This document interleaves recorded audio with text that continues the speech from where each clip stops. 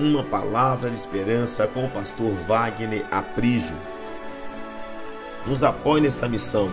Vamos juntos propagar o Evangelho de Cristo Jesus. Se esse canal tem sido bênção para você, então curta as nossas mensagens, inscreva-se e ative as notificações. Vamos compartilhar esperança. Fique agora com mais uma mensagem transformadora para a sua vida. Eu amo examinar as Escrituras. Eu não consigo colocar os olhos nas Escrituras, nas letras sagradas e simplesmente ler por ler. Isso não dá. A Bíblia nos ensina a examinar a Escritura. Examinar a Escritura. Eu posso te falar com certeza, se a palavra de Deus não está limpando você, é porque talvez você só está lendo e ouvindo. Você não está examinando. Você não está vivendo a palavra. A palavra de Deus, irmãos, essa Bíblia aqui é como um saco de semente. Eu vou te explicar. Essa Bíblia aqui é como um saco de semente. Se você comprar um saco de semente na sua casa, você pode escolher a melhor semente, a semente mais cara. Você pode comprar um saco ou uma saca de semente. Mas se você comprar essa saca de semente, jogar lá na sua sala, no seu quarto, lá naquele lugar que você guarda as bagunças, um saco ou uma saca de semente sem plantá-la, não muda nada. É semente, tem vida. Você pode ter uma grande colheita, mas se você não plantar, não vai funcionar. Agora, se você compra uma saca de semente e planta a semente, você vai ver que as sementes vão se transformar em uma grande colheita. Assim é a Bíblia. A Bíblia é uma saca de semente. Que se você estudar a palavra, examinar a palavra, colocar dentro de você, ela vai germinar e te dar uma colheita poderosa. Mas se você apenas pegar essa saca de semente, esse saco de semente, e colocar na sua estante, colocar lá no seu guarda-roupa, colocar lá na frente do seu carro, não vai mudar nada. Essa semente tem que ser plantada aqui dentro. E você vai colher uma colheita extraordinária. Esse é o poder da palavra de Deus. Eu quero então convidar você a plantar mais uma semente dessas muitas sementes que encontramos aqui nessa saca aqui, ou nesse saco. Vamos lá. 1 Timóteo capítulo 1. Nós vamos ler versículo 1 e 2 e o versículo 18. Diz assim a palavra do Senhor: Paulo, apóstolo de Cristo Jesus, por ordem de Deus, nosso Salvador, e de Cristo Jesus, a nossa esperança. Versículo 2. Essa parte é a parte que nós vamos trabalhar hoje. A Timóteo, meu verdadeiro filho na fé. Paulo já está escrevendo aqui, diga assim: a Timóteo, um verdadeiro filho na fé. Olha como Paulo se refere a Timóteo: meu verdadeiro filho na fé. Versículo 18, novamente vai se repetir esse pensamento de Paulo respeitante a Timóteo. Timóteo, meu filho. Timóteo, meu filho. Paulo, ele se refere a Timóteo como meu filho, meu verdadeiro filho na fé e meu filho. Aqui nós temos uma ideia de paternidade. Timóteo, meu filho, dou-lhe esta instrução segundo as profecias já proferidas a seu respeito, para que, seguindo-as, você combata o bom combate, mantendo a fé e a boa consciência que alguns rejeitaram e por isso naufragaram na fé. Paulo está trazendo ao coração de Timóteo uma direção profética, um destino perfeito, protegido e guardado. Paulo está dando uma visão a Timóteo, uma visão de vida espiritual patente, genuína, pura, infalível, indestrutível, onde Timóteo poderia caminhar até o fim, sem parar, sem desistir, sem olhar para trás. E Paulo está dizendo o seguinte: você é meu filho na fé, você é o meu verdadeiro filho na fé. Eu tenho você com um olhar paternal, eu tenho sobre você uma paternidade espiritual, você é meu filho na fé. Só que Paulo também traz a Timóteo à tona que alguns que rejeitam a paternidade espiritual naufragam na fé. Os que conseguem, os que conseguem atravessar o mar dessa vida são aqueles que têm a ideia definida, convicta da paternidade espiritual que recebeu. Aqueles que querem caminhar por caminhar, não querem uma liderança, não querem prestar conta para nada e para ninguém, aqueles que acham que podem servir a Deus sozinhos, Paulo está dizendo, esses irão naufragar na fé. Mas Timóteo, eu não desejo que você naufrague na fé. O meu desejo é que você consiga concluir, combater o bom combate, terminar a carreira, guardar a fé. Por quê? E Paulo traz no versículo 20 exemplos negativos de alguns que naufragaram na fé. Entre eles estão Himeneu e Alexandre. Aí Paulo diz assim: os quais entreguei a Satanás, para que aprendam a não blasfemar. Himeneu e Alexandre são exemplos de homens que naufragaram na fé. Naufragaram na fé porque eles não tinham o entendimento, o discernimento de uma paternidade espiritual. Aqueles que caminham sem paternidade espiritual, eles estão correndo o risco de naufragar na fé, como Alexandre e Himeneu. Alexandre e Himeneu não eram ímpios. Alexandre e Himeneu eram homens que também haviam sido ganhos para Jesus. Homens que caminharam com Paulo, homens que tinham uma proximidade com o apóstolo Paulo, mas que, diferentemente de Timóteo, esses dois naufragaram juntos. E em nossa caminhada, quantas pessoas nós observamos e percebemos que naufragam no meio do caminho? Eu fui convertido em 2008. De 2008 até 2023, irmãos, eu vi muitos naufragarem na fé. Não foram poucos. Muitos Alexandres e Himeneus eu conheci na minha caminhada. Mas eu profetizo sobre a tua vida nessa noite, que você não será como Alexandre e Himeneu. Vocês não naufragarão na fé. Vocês avançarão, vencerão tempestades. Vocês atravessarão os ventos fortes, o mar revolto. Vocês atravessarão para o outro lado.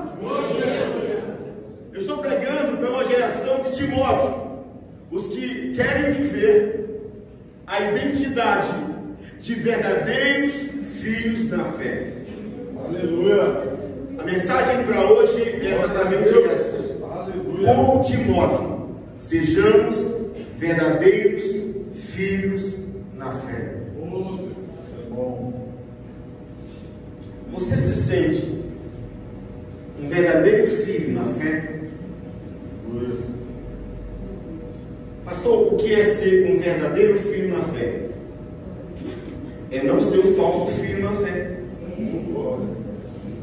Ser um verdadeiro filho na fé é não ser um antônimo disso, um falso filho na fé. Se Paulo está falando que Timóteo era um verdadeiro filho na fé, ele está falando entre linhas também que existiam falsos filhos na fé. E quais são os falsos filhos na fé? São aqueles que não reconhecem paternidade espiritual. São aqueles que não reconhecem liderança espiritual. São aqueles que, de forma egocêntrica, tentam e insistem em caminhar sozinhos. Eu não preciso de igreja, não preciso de pastor, não preciso de líderes, de ninguém. Existem frases que precisamos riscar do nosso vocabulário cristão. Pessoas que dizem assim: não, a minha vida com Deus só interessa a mim e Deus. Eu estou na igreja, sabe? Mas lá, estou na igreja, eu até vou, mas é eu e Deus, a minha vida com Deus. Não interessa o pastor, não interessa ninguém, não interessa irmão, é eu e Deus. Então, o que você está fazendo no corpo? Se você quer ser um membro sozinho, o que você está fazendo no corpo? A Bíblia diz: nós somos um corpo de Cristo. A boca não pode falar para o ouvido o seguinte: eu sou melhor que você. Já pensou se a boca dissesse ao nosso corpo?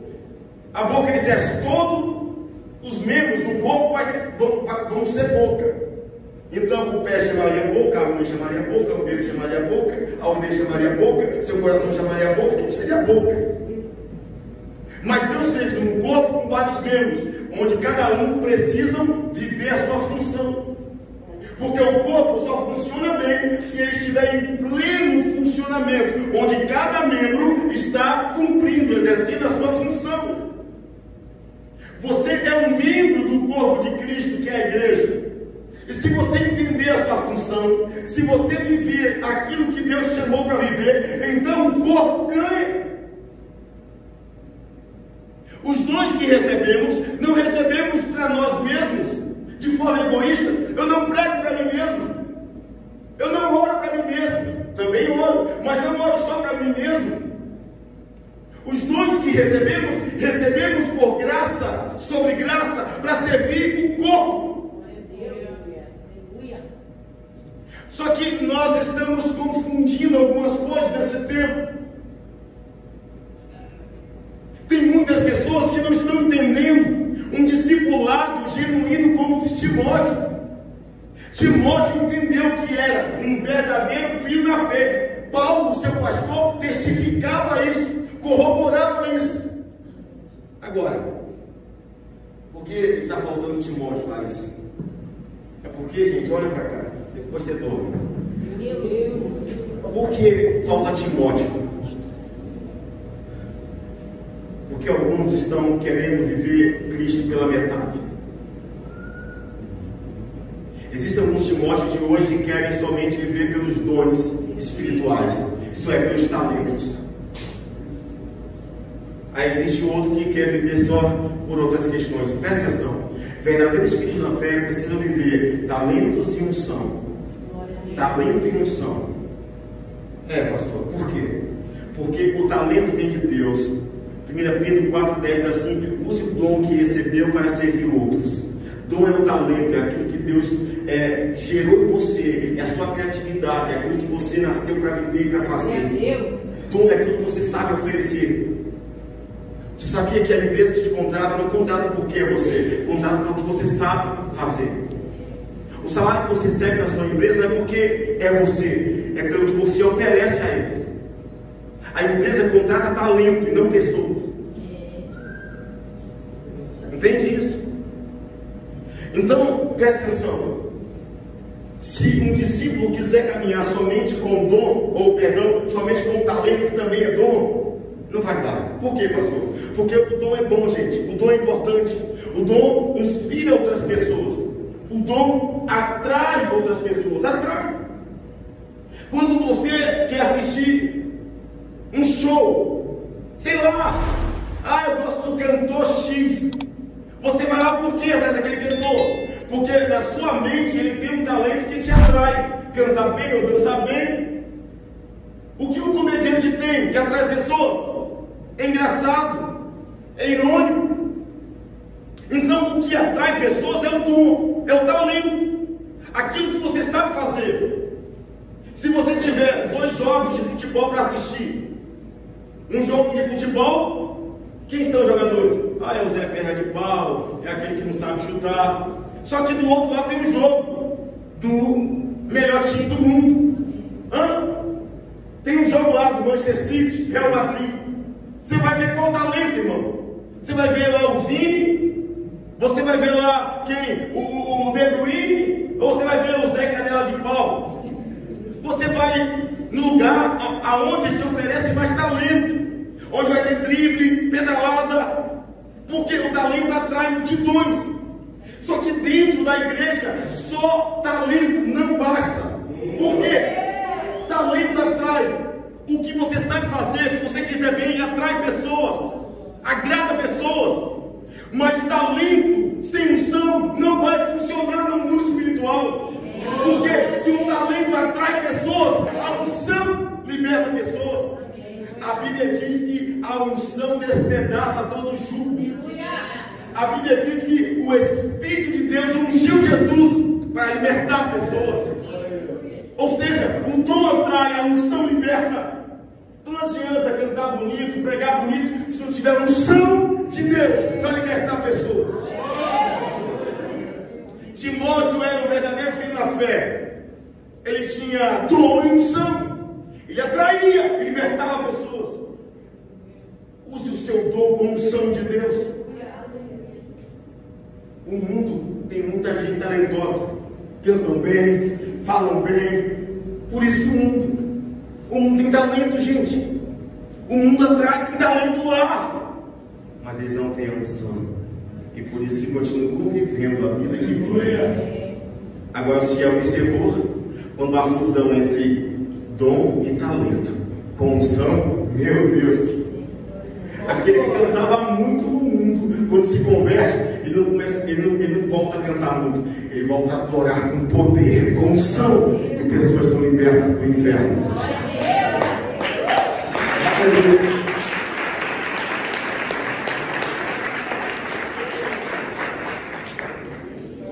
Primeiro conselho sobre ser como Timóteo, verdadeiros filhos na fé.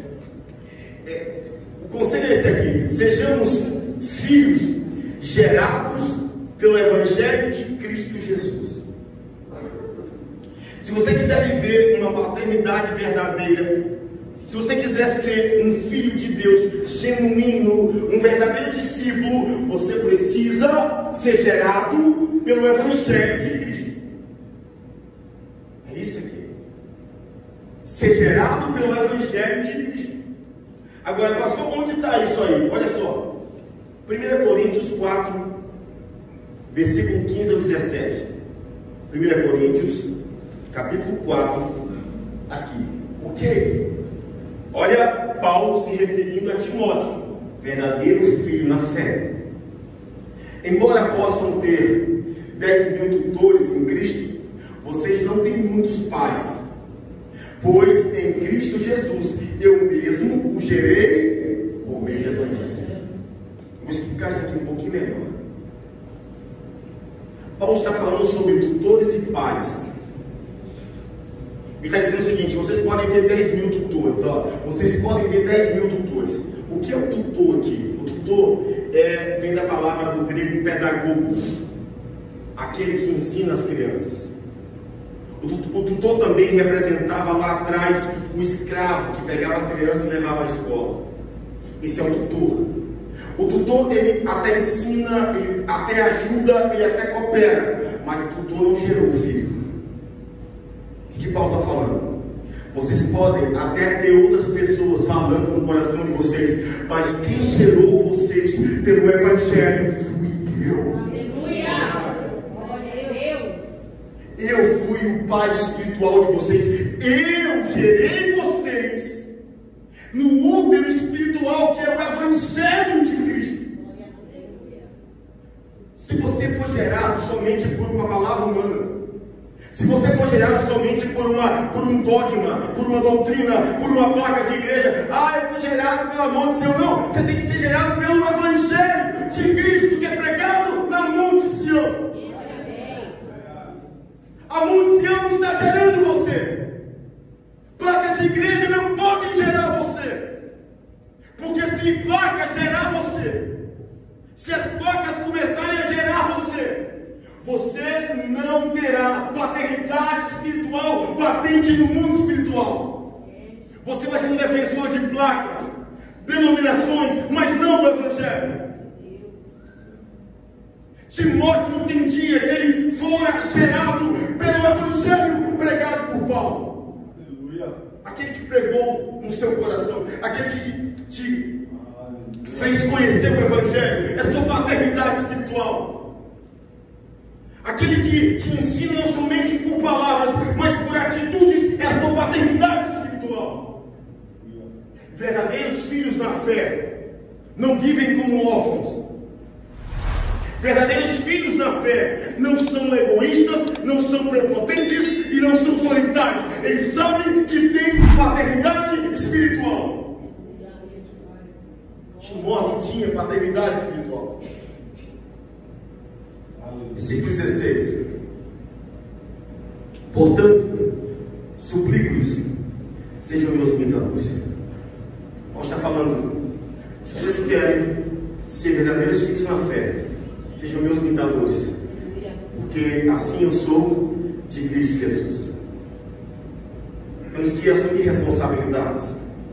Temos que parar de fugir de responsabilidades. Você é da igreja? Eu estou indo. Eu acho que eu sou crente, sou crente.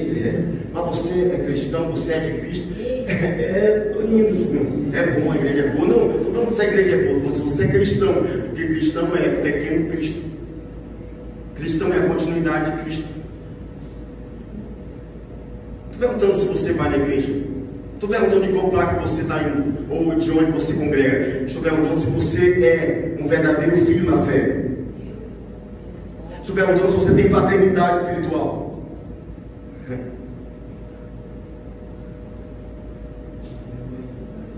Versículo 17. Por essa razão estou enviando. Olha o que ele vai enviar para uma igreja, a igreja de Corinto. Paulo vai enviar um camarada.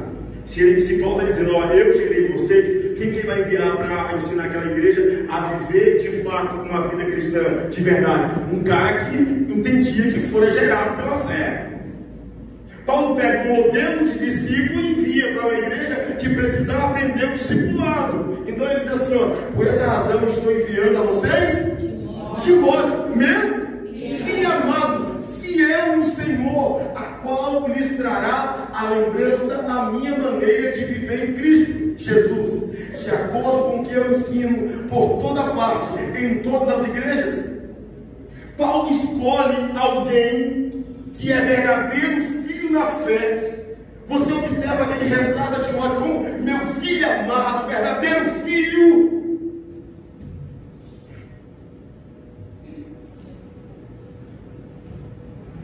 O que você faz lá fora pode reverberar aqui dentro. Novamente, tudo que você faz lá fora pode reverberar aqui dentro. Explico. Se aí na praça tivermos uns 4 meninos bagunçando, pegando pedra, tirando pedra, aí um deles tacou a pedra, pum, bateu no carro do vizinho e quebrou. Só que é criança, tem uma paternidade. Vamos perguntar: quem é o pai desse menino? Quem é o pai desse endemoniado? Pergunta logo quem é o pai, ou não. Pelo menos no meu tempo era assim. Você é filho de quem? Ah, você é filho da Deus. Você é filho de assim, tá. Quando eu chegava em casa, a notícia tinha chegado na minha frente, irmão. Toda vez que você apronta na rua, alguém vai querer saber quem é o seu pai. Ah, pastor, já sou adulto, mas você responde na sua vida espiritual. Quem é você aí fora? Meu Deus. O que você faz reverbera aqui dentro. É forte, hein? Tem muita gente aí fora fazendo besteira. Aí alguém vai dizer assim, ainda fala que é da mãe de Sião. Conheço pessoas que o tempo todo falavam bem assim. Eu comecei a ficar meio assim, meio cabreiro, né? meio assim, meio resistente, meio esperto. Pessoas que caminhavam comigo. Toda vez que ia falar uma besteira, e assim, e o pastor sabe o que eu faço. Aí o pastor me conhece. E o pastor sabe que mentira, não sabia de nada da vida dele. Não sabia de nada, era prostituto, adúltero. Não sabia de nada. E meu nome estava. O pastor sabe de nada. Quem sabe é Deus a sua vida. Sabe, as pessoas precisam aprender, nós precisamos aprender a caminhar como verdadeiros filhos na fé. E ser verdadeiro filho na fé é ter responsabilidade com a fé que carregamos sobre nós. A sua fé quer dizer muita coisa. A sua fé quer dizer quem é o seu Deus, a quem você serve, quem é a sua liderança espiritual, quem é a sua paternidade espiritual. A sua fé quer dizer muita coisa sobre você, que resvala naquele que está respondendo por você. Timóteo foi gerado espiritualmente por Paulo. Paulo estava dizendo o seguinte: eu concebi você na fé, Timóteo. Eu dei a luz do Evangelho para você, Timóteo.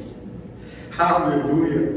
Paulo estava falando em paternidade espiritual. Oh, glória.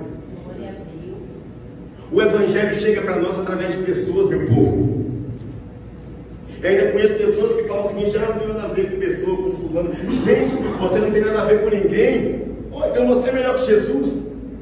Porque a cruz de Cristo tem uma direção vertical, relacionamento espiritual com o Pai, e uma direção horizontal, relacionamento com pessoas, interpessoal. Todos aqueles que querem imitar Cristo se relacionam com o alto e se relacionam com os lados. A sua vida com Cristo precisa ser demonstrada na sua vida com as pessoas, com o seu pai, com sua mãe. Não adianta também você fazer de conta que honra uma autoridade espiritual na sua igreja, entre aspas, e você desonra sua mãe, e você desonra seu pai. Não vai mudar nada. Eu já falei sobre isso. Você que é jovem, você que é mais velho, me escute. A partir do momento que eu perceber que você está me honrando mais que seu pai, que sua mãe, eu não quero. Eu não quero honra que não é minha. Honrai pai e mãe, para que seus dias prolonguem na terra, para que tudo te vá bem. Honrai seus líderes, respeitai os seus líderes. Mas se você honra líderes e não respeita sua família, aí você pensa o seguinte: pastor, eu não vou honrar meu pai bebe, minha mãe faz isso, minha mãe faz aquilo. Deus não diz assim: honrai pai e mãe, que é muito santo e muito santo. Não, honrai pai e mãe. Honrar pai e mãe não é fazer o que a mãe e o pai fazem de errado. Honrar pai e mãe é demonstrar respeito. Não confunda. Honrar não é fazer o que a pessoa faz de errado. Honrar não é replicar o mesmo pecado. Honrar é demonstrar respeito. Honrar é amar. Honrar é respeitar. Deus está nos chamando para sermos filhos verdadeiros na fé, meu povo. Aleluia! Glória a Deus! Maravilha! No sentido judaico, de alguém que traz outros ao seu modo de vida. Timóteo era um discípulo e sabia ensinar outros a seguir Jesus Cristo. O verdadeiro filho na fé, ele vive a fé, ele é discípulo de Cristo, ele sabe transmitir para outros como é viver e seguir a Cristo. O verdadeiro discípulo, ele é um exemplo. As pessoas olham e querem imitar. Deixa eu fazer uma pergunta aqui. As pessoas podem imitar o que você faz? As pessoas, a partir de agora, imitar o que você faz, eles vão para Cristo, eles vão ver o mundo. Novamente, se tudo que nós fazemos, as pessoas começarem a imitar, eles vão conhecer a Cristo ou vão conhecer o mundo? Pense bem. O seu namoro representa Cristo ou representa o mundo? Como você namora? Onde você namora? Representa Cristo ou representa o mundo? Você vai namorar onde? No escuro ou na luz? Se for no escuro, é trevas. A luz é de Jesus. Tudo que você faz ou representa Cristo ou representa o mundo. Eu falei que a palavra é doce como mel. Eu vi o pessoal tá assim, ó. Tirou o sono, perdeu o sono. É bom assim. Perdeu o sono. Eu só estou no primeiro ponto argumento. Gente, como Deus me dá tanto argumento desse jeito. Pois é, gente, eu preciso seguir porque eu estou no primeiro argumento. Não há muitos pais. Diga assim: não há muitos pais. Não há muitos pais. Você pode ver isso. Tutores paulistas, tem 10 mil tutores, professores, pedagogos, mas pais, temos um pai e uma mãe. Então não há muitos pais, há muitos tutores. Ou seja, eu não posso ser gerado por milhões de pessoas, sou gerado por alguém. O meu pai espiritual que me gerou pelo Evangelho, pastor João, pastor Rosa. Todos que passaram, vieram meus amigos, pastores que eu amo, eles não são meus pais espirituais, são meus tutores. Agora, você precisa aprender a discernir isso. Se você não sabia lá no começo, agora você está aprendendo isso. O seu pai espiritual é aquele que está gerando em você o verdadeiro Evangelho. Então talvez alguns pensem, pastor, mas eu já vim aqui meio velho para ancião, já vim meio assim e tal. Quem é que vai me gerar na fé? Se você perceber o Evangelho em mim e eu no Evangelho, quem sabe estou gerando você pela fé. Agora, eu nunca vou gerar você por mim mesmo. Eu vou gerar você pelo Evangelho. Porque o Evangelho é o poder de Deus. Amém. Glória a Deus. Agora, irmãos, o segundo conselho sobre ser verdadeiro filhos da fé é: sejamos filhos que se dedicam inteiramente aos interesses de Cristo. O verdadeiro filho na fé, ele se dedica inteiramente, completamente, plenamente aos interesses de Cristo Jesus. Será que nós estamos nos dedicando mais aos nossos interesses ou aos interesses daquele que nos chamou? Começa a perguntar: por que você vem na igreja? Por que você canta na igreja? Por que você toca na igreja? Ah, a pastora comentou sobre dízimo e oferta. A verdade é porque você... Aí nós falamos sobre aqueles que não entendem por que ser dizimista. Mas também precisamos falar com aqueles que dizimam. Por que você dizima? Alguns dizem: eu não dizimo porque eu não dou dinheiro a pastor. Então nem dizima, porque eu como pastor não preciso do dinheiro de ninguém. Eu tenho um Deus que é o meu chefe, meu patrão. Ele me dá saúde e criatividade para produzir. Se eu quisesse ganhar dinheiro, eu teria sido jogador de futebol profissional. Eu tinha um contrato para viver. Certo? Esses dias eu fui cortar um cabelo. E aí o jovem perguntou assim: pastor, eu posso perguntar uma coisa? Desviado. Desviado.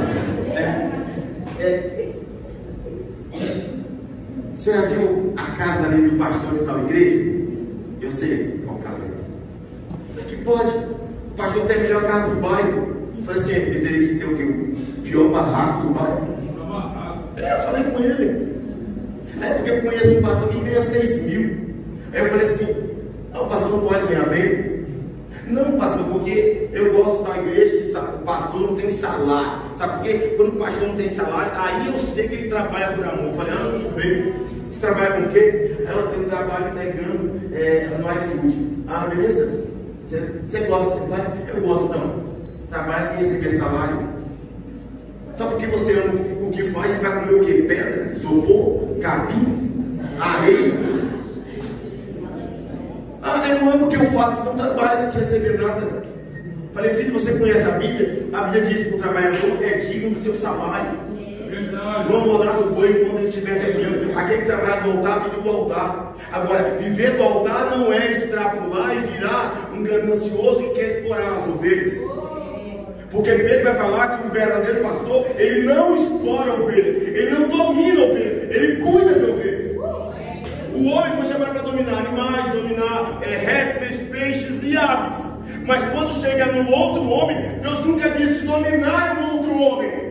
Dominar é a criação, o homem não é dominado. O homem só pode ser dominado por Cristo. O homem é orientado, o homem é ensinado. Então a igreja que domina pessoas, sai fora disso. Você precisa ser dominado por Jesus. Dominado pelo Espírito Santo de Deus. Talvez depois desse culto eu vou perder ovelhas. E eu não estou nem um pouco preocupado sobre esse tipo, aliás, dependendo do tipo da perda, Porque Jesus pregou em João capítulo 6, Jesus pregou dizendo assim, ó, eu sou o pão da vida, se você não comer de mim, vocês perecerão e tal. Aí diz a Bíblia que um monte de discípulo foi embora, dizendo assim, poxa, que palavra dura, mas Jesus hoje pegou pesado pra gente. Aí Jesus ficou muito preocupado, porque ficaram 12 ali. Ele ficou muito preocupado que um monte de crente ia embora. Ele falou bem assim, e vocês? Não querem também? Vocês não querem também? Aí ele assim, gaguejou, eu acho, Senhor, eu, para quem eu irei? Se só tu tens as palavras de vida eterna. Nós sabemos que tu és o Cristo de Deus. Você sabia que o crente fala mal de outro crente, ele está falando mal do próprio corpo? Gente, porque os crentes formam o corpo de Cristo, membro do mesmo corpo. Então quando você fala mal do seu irmão bem, você está falando mal de você, do seu próprio corpo. É como se olha assim sua barriga, olha que barriga feia, não quero mais essa barriga, vou fazer exercício. É século 21. Misericórdia. Olha o que ele fala sobre Timóteo: pois todos buscam os seus próprios interesses e não de Cristo Jesus. Paulo estava dizendo que naquele tempo na igreja, muitos ou todos buscavam seus próprios interesses e não o interesse de Cristo. Então por isso que eu perguntei, qual é o seu interesse de estar aqui? Qual é o meu interesse de pregar essa mensagem? Qual é o meu interesse de tentar te orientar alguma coisa? Sabe por quê? Porque vocês conhecem o que eu falo, não a motivação do que eu falo. O único que conhece motivações em princípio é Deus. Quando usar, vai tentar segurar a arca. Para Davi ser uma bênção, olha que cara bacana, zeloso. Para o povo usar o cara, olha que cara atento, o cara não vai deixar a arca cair. Porque eles conheciam, eles estavam vendo o que Uzá estava fazendo, mas não a motivação pelo qual estava fazendo. Aí Deus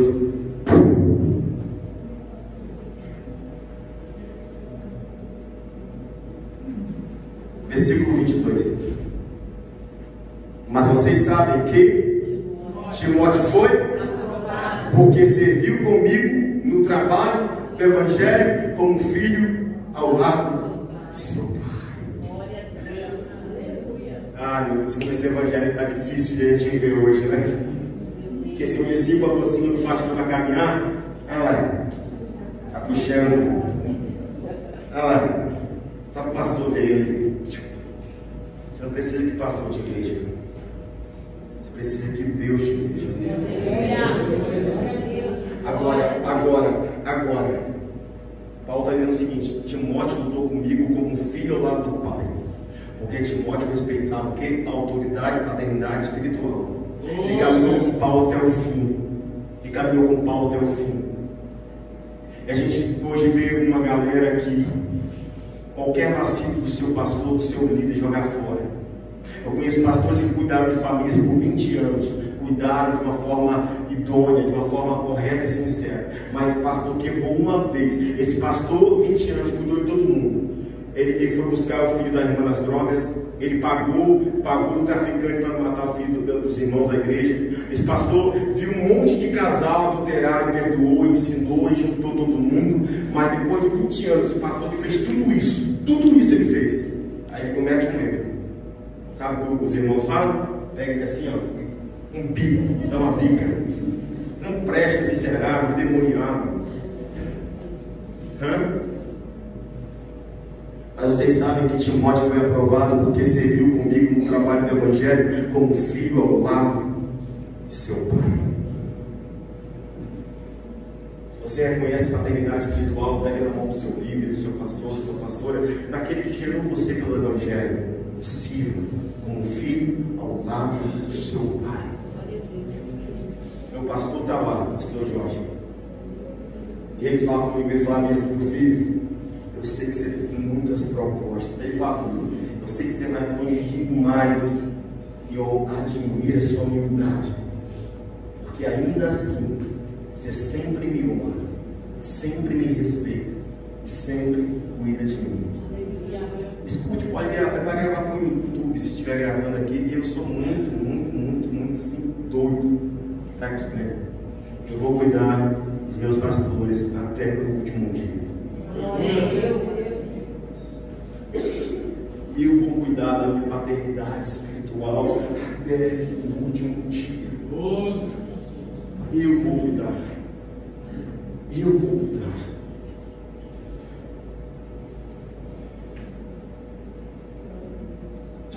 Timóteo demonstrou dedicação. Timóteo demonstrou ser um filho fiel no Evangelho. E eu fecho aqui a mensagem com o último tópico e conselho. Para sermos verdadeiros filhos na fé, sejamos filhos fortificados na graça que há em Cristo Jesus. 2 Timóteo capítulo 2, versículo 1. Vamos lá para a gente fechar aqui, meu povo. Vamos ler comigo, gente?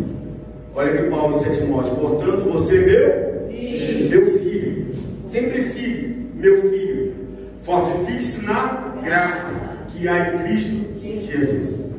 Irmãos, olha, assim, eu fico apaixonado, quem é pai aqui sabe, né? A gente tem maior alegria de chamar nosso filho de filho, nossa filha de filho.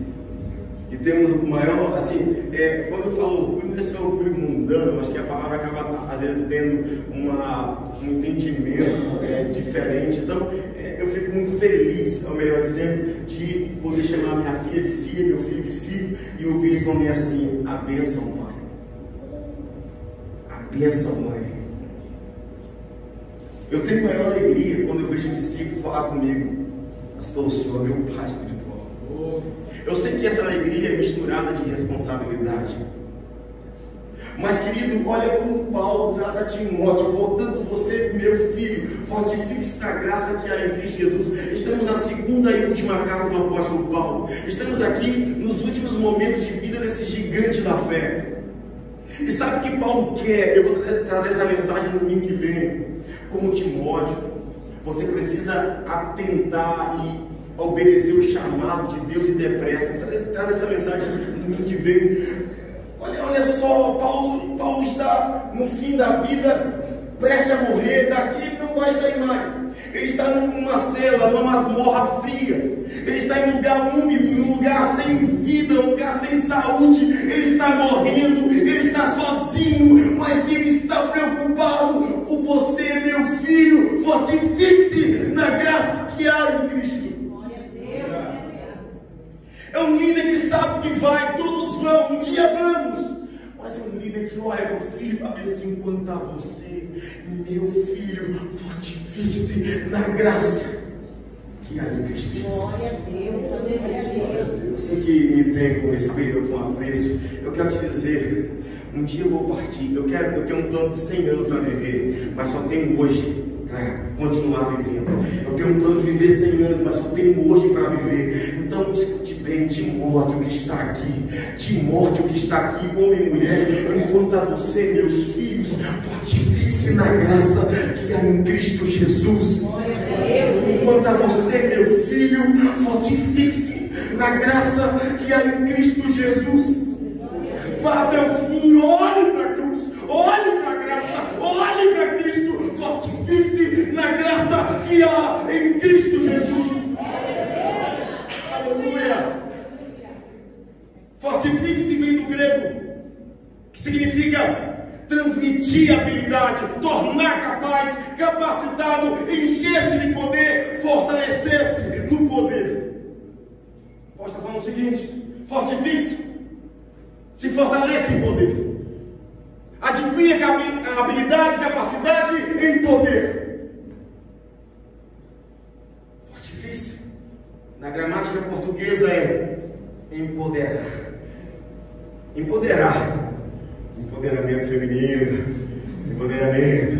E o empoderamento feminino é que o homem é um traste, bem rapado, não vale nada, miserável, e que ninguém precisa de homem nessa terra. É um empoderamento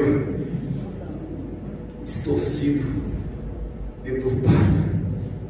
Agora, o mesmo valor que o homem tem, a mulher tem. O que muda no homem não são os valores, mas sua função. Cada um foi chamado para fazer e exercer uma missão nessa terra. Mulher, você é tão importante quanto o seu marido. A grande questão é a função da sua casa. O que você deve ser como mulher, que edifica a casa, e o que você deve ser como homem, que é o cabeça da mulher. Agora, esses dias eu vi uma mulher falando e pegando um homem de ladeira abaixo, ele quase caiu do monte, um profeta que estava lá falando um monte de besteira. Aí a mulher veio falando, é que o homem, a mulher tem que ser isso e tal. E aí, enquanto a gente fala do feminismo exacerbado, a gente também vamos falar de um machismo exacerbado. Tem uns camaradas que usam a Bíblia para poder querer, sabe, impor, predominar e sangrar as pessoas. E isso Deus não aceita, não é aceitável diante de Deus. E aí a mulher falando assim para ele, você está falando que se a casa não está indo bem, é culpa da mulher. Aí ele falou bem assim, é sim, porque a Bíblia diz que a mulher sabe edifica a sua casa. E a mulher cheia do Espírito falou bem assim, sim meu irmão, o senhor está certo.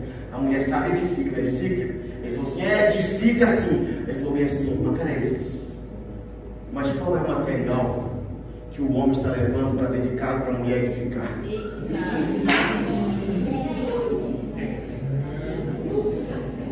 Fala, Deus! Está ouvindo, igreja? Toma! Corte rápido, Tramontina.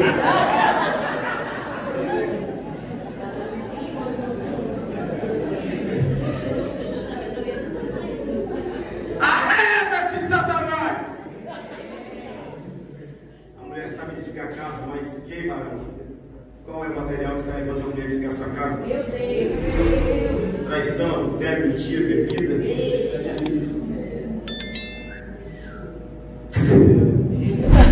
Mais rápido.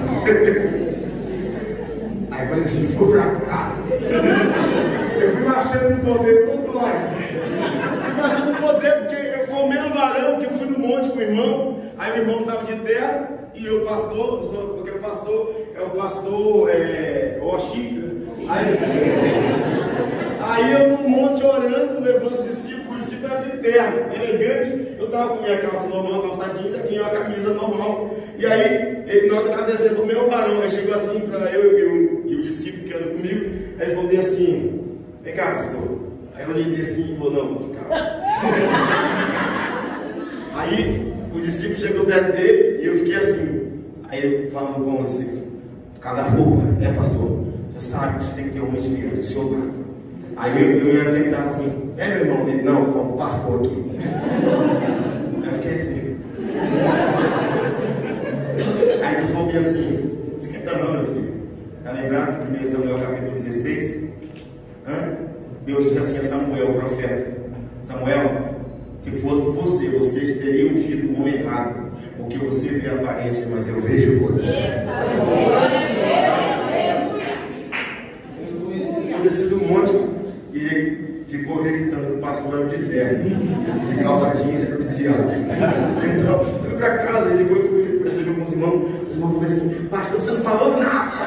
Falei o quê? Preciso demonstrar às pessoas quem eu sou, o que faço. Eu sirvo aquele que sabe todas as coisas. Pois é. Fortifique-se também, na gramática portuguesa, é empoderar. Empoderar, na verdade, seria o seguinte: no português, empoderar é dar ou adquirir poder ou autoridade para fazer algo, tornar-se mais forte, confiante, controlando a própria vida e conquistando os seus direitos. Isso é empoderar, isso é se fortificar. Agora você perceba que, então, Paulo está dizendo o seguinte: fortifique-se na graça que há em Cristo, ou seja, fortificar o quê? É ter poder, é ser mais forte, é ser ousado. Então, o que acontece? Paulo está dizendo o seguinte: meu filho, quer ser forte? Quer ter poder, quer ter unção, quer ter habilidade extraordinária, quer ser capacitado com unção? A origem disso tudo está na graça. Ou seja, a graça é a fonte de poder para você viver. Fortifique-se na graça. Ou seja, a sua força não está no que as pessoas dizem, no que o mundo diz. A sua força está na graça que há em Cristo Jesus. Por quê, pastor? Porque graça em grego é caris, e caris é um presente que Jesus trouxe ao homem. Ou seja, graça é um favor imerecido. Eu não mereci, mas recebi. É o contrário, misericórdia é você não receber o que você merece. condenação. Graça é receber o que não mereço. Salvação. Nós precisamos então entender que a nossa força está onde? Na graça. Na graça. Na graça. É na graça que eu busco o poder. E aí eu coloquei bem aqui assim para você. É na graça que temos o poder. É na graça que somos fortalecidos. É na graça que somos capacitados. É na graça que adquirimos poder e autoridade para fazer a obra de Deus. É na graça que viveremos todos os planos que o Senhor preparou para nós. É na graça que seremos verdadeiros filhos na fé, como Timóteo foi. Se eu tenho Timóteo aqui, o pessoal se interessava para ser Timóteo.